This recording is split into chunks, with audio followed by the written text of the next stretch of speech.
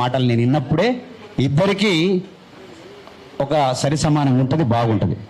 అయితే మాట్లాడతాను నేను పవన్ కళ్యాణ్ గురించి మాట్లాడుతూ అందరి కోసం మాట్లాడు. ముఖ్యంగా నేను ఎవరిననేది ఎవరికి తెలియదు. ఇప్పుడున్నటువంటి మీడియా మిత్రులందరికీ కూడా నమస్కారం. నా పేరు విష్ణు కిషోర్, సంగీత దర్శకుని. ఒక 6000 పైచీలకు పాటలు చేసినవాడిని. వెనక ముందు చూసుడేంది రాజన్నవరే రాజన్న, ఎత్తుకో తెలంగాణ జెండ రాజన్నవ రాజన్న, అసైదుల ఆరతి కాళ్ళ గజ్జల గమ్మతి, అయ్యోనివా నువ్వు అవునివా తెలంగాణ, ఇద్దరం విడిపోతే ముబదిలవో అన్ని. ఏముంది ఇప్పుడు ఉన్నటువంటి వాళ్ళకి తెలియదు. ఓకే, ఏదేమైనప్పటికీ మా పృథ్వన్నకు మా పాశవన్నకు ఎవరు ఏమన్నా భరతం. ఎందుకంటే నిరంతరంగా పోరాటం చేస్తున్నటువంటి వాళ్ళు వీరు. ఎన్ని సమస్యలు వచ్చినా తెలంగాణ కోసం నిరంతరంగా పోరాటం చేస్తున్నటువంటి వాళ్ళు. కాబట్టి నేను ఇలా రావడం జరిగింది. ఇలా గత ప్రభుత్వంలో ఒక్క మొండేమో 5 తలలతోని పరిపాలన కొనసాగిందా లేదా? కొనసాగింది. ఇప్పుడు 2 మొండాలు ఒక్క తలతో పరిపాలన కొనసాగుతూ ఉంది. మనం చూస్తూ ఊరుకుంటున్నాం. ఇప్పటి వరకు 12 సంవత్సరాల తెలంగాణ సినిమా ఇండస్ట్రీ బైఫర్కేషన్ అయిందా చెప్పురు మీరు? అయిందా కాలేదా చెప్పాలి మీరు? కాలేదు. ఉద్యోగాల బైఫర్కేషన్ ఏమన్నా అయిందా?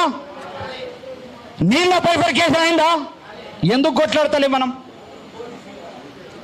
మనం ఏమనుకున్నాం? నిప్పులు తిరిగే తుపాకి రవ్వల గుప్పెట బట్టి నలిపేస్తాం, నెత్తురు విన్నే దారుల్లోన విత్తనాలమై మొలికేస్తాం, లాఠీలిరిగినవో లడాయి మానం ఆహా, పిడుగులు వడ్డావో మడమలు తిప్పం ఆహా, సమాజ హితమై సాగే పోరులో సావో రేవో సాగుతాము జై బోలో అని ఉద్యమం చేసినాం. 1200 మంది చనిపోయి వాళ్ళ ఆత్మ గోచబడుతున్నది. ఇవాళ మనం ఉద్యమం చేసి చచ్చిపోయిన వాళ్ళకన్నా మనము బతికొండి వస్తున్నాం. అవునా కాదా? బతికొండి వస్తున్నాం. ఇప్పుడు ఇది నేను ఎప్పుడు చెప్పినా 2010లో ఇది జరుగుతుందని చెప్పిన. నేను ఒక పాట రూపంలో చెప్పిన. ఏండ్ల కిందటి నుండి వేదనాయి బతుకు ఇంకెంత కాలం ఉంటుందో, తెలంగాణ బతుకెంత భారమయ్యిందో, ఏండ్ల కిందటి నుండి వేదనాయి బతుకు ఇంకెంత కాలం ఉంటుందో, తెలంగాణ బతుకెంత భారమైందో, రాజుల కాలాన నైజాము పాలన బతుకంత రంప పూకోత, అయ్యో రజకారు గుండాల చేత, పటేన్లు పటువార్లు పల్లెగు పెట్టబట్టి ఎట్టి మనుషుల చేసినారో, మమ్ములను బానిసలుగా చూసినారు. ఏండ్ల క్రిందటి నుండి వేదనాయి బతుకు ఇంకెంత కాలం ఉంటుందో, తెలంగాణ బతుకెంత భారమయ్యిందో, చదువు పక్కన పెట్టి సత్తువడ్డా బతుకు ఎల్లలోకము చాటిన్రో, విద్యార్థి వీరులై ఎగిసిండ్రో, ఉద్యమ పురిటిల్లు చరితల్లో కీర్తిల్లు సాహసాల దారులేగా, తెలంగాణ పొడుగుత పోరుదారేగా, పొడుగుత పోరుదారేగా, పొడుగుత అంటే జీవితకాలం అంతా పోరాటం చేసుకుంటూ పోదామా? మనం పోరాటం చేసినటువంటి వాళ్ళందరిది 15 ఏళ్ళు నిరంతరంగా పోరాటం చేసినటువంటి వాళ్ళ జీవితాలు 50 ఏళ్ళు దాటిపోయినాయి. మళ్ళా ఒక అక్క వచ్చింది ఈ మధ్యకాలంలో. అక్క ఏమంటదంటే మళ్ళా ఉద్యమం చేయాలంటే మళ్ళీ 30 ఏళ్ళ పిల్లగాళ్ళను మళ్ళా యువతను మళ్ళా 50 ఏళ్ళు సంకనాక్రియగలిగి మరి ఇలా ఏర్పాటు చేస్తున్నది కార్యక్రమాలు. అసలు విషయం మీద కొట్లాడేటటువంటి తత్వం లేదు. ఇలా పక్కోడికి సందిస్తున్నాం. మనం సంధి ఎప్పుడైతే ఇస్తామో ఆ సందులకు దొరబడ్డ తర్వాత మనం ఏం చేయలేము. ఒకప్పుడు ఆంధ్రప్రదేశ్ అవతరణ దినోత్సవంలో అప్పుడు మనం సంధించినాం కాబట్టి మనం అటు ఆడోళ్ళ మటాలు మొగోళ్ళట. అసలు మనమే మొగోళ్ళం, మనం ఆడోళ్ళమని చిత్రీకరించారు వాళ్ళు. అలాంటి దుర్మార్గమైనటువంటి మరి వ్యవస్థ తయారైనప్పుడు మనం ఏం చేస్తున్నాం?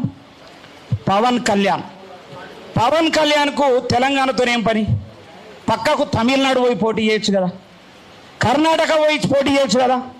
మనం అందరము అమాయకులమని, మనము చాతగానోళ్ళమని, మరి చాతగాని వ్యవహారం చూపెట్టద్దు. మనము ఉద్యమం చెయ్యాలా, మరో ఉద్యమం కాదు. వీళ్ళ ఈ పాలకుల మీద యుద్ధం చేయాలి. పాలకుల మీద యుద్ధం, ఎవరైతే మన భూములను మన ఆస్తులను కొల్లగొడుతున్నటువంటి వాళ్ళ మీద యుద్ధం చేయాలి. మన పాలకులు అందిస్తున్నటువంటి దాని మీద మనం యుద్ధం చేయాలా, అవునా కాదా? యుద్ధం చేద్దాం వద్దా? కనీసం ఒక ముఖ్యమంత్రి దగ్గరికి పోదాం, ఒక కమిటీ ఏర్పాటు చేయండి, ముఖ్యమంత్రికి చెబుదాం. ఈనకపోతే అక్కడ కూర్చుందాం. ఇదంతా ఏమీ లేదు. ఇవాళ సంధిస్తున్నాం. పవన్ కళ్యాణ్ ఇవాళ ఒక్క మాట మాట్లాడుతున్నాడు, రేపు 2 మాట్లాడతాడు, రేపు 3 మాట్లాడతాడు. ఇవాళ ఏం జరుగుతుందో తెలుసా? మోదీ గారు చేస్తున్నటువంటి వ్యవహారం ఏంటంటే, చంద్రబాబు నాయుడికి ఇవాళ లోకేష్ ముఖ్యమంత్రి కావటానికి పవన్ కళ్యాణ్ అడ్డం ఉన్నాడు.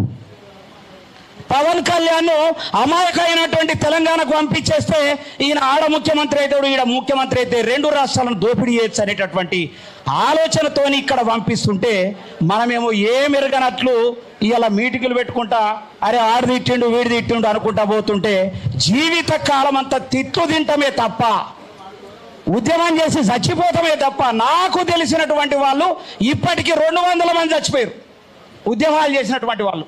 కుమిలి చచ్చిపోయారు.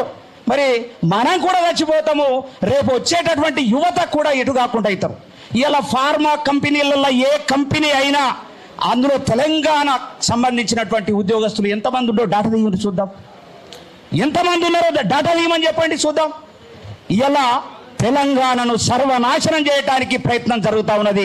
దాని మీద పవన్ కళ్యాణ్ కాదు, ఏ కళ్యాణ్ వచ్చినా ఉపేక్షించలేదు.